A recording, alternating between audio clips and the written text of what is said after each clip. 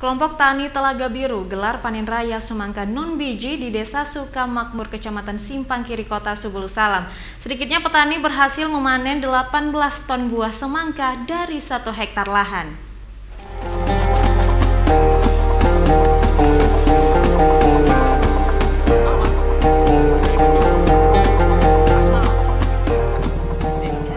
Untuk menyambut bulan Ramadan, kelompok Tani Telaga Biru di Desa Sukamakmur, Kecamatan Simpang Kiri, Kota Subulu Salam, gelar panen raya semangka non-biji bersama dengan Wali Kota Subulu Salam. Kelompok P4S Telaga Biru atau Pusat Pelatihan Pertanian dan Pedesaan Swadaya Telaga Biru merupakan kelompok pertanian yang hingga kini tetap konsisten dalam membina dan mengembangkan berbagai varietas tanaman.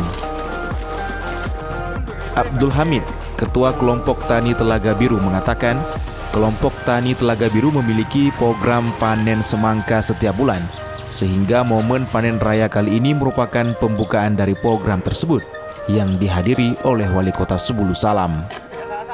Kelompok Tani Telaga Biru juga merupakan tempat para mahasiswa dan siswa pertanian melakukan praktek kerja lapangan hampir setiap tahunnya.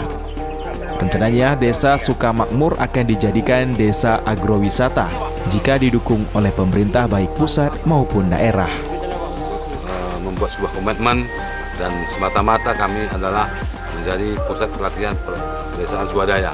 Semuanya memang hanya berswadaya sehingga para semua stakeholder datang kemari semata-mata memang membantu secara swadaya, bukan karena program pemerintah, tapi tumbuh kembang dengan pemikiran supaya Kota Subulu Salam lebih baik petaninya, begitu juga semacam ya petani ini akan menuju kepada sebuah kemandirian.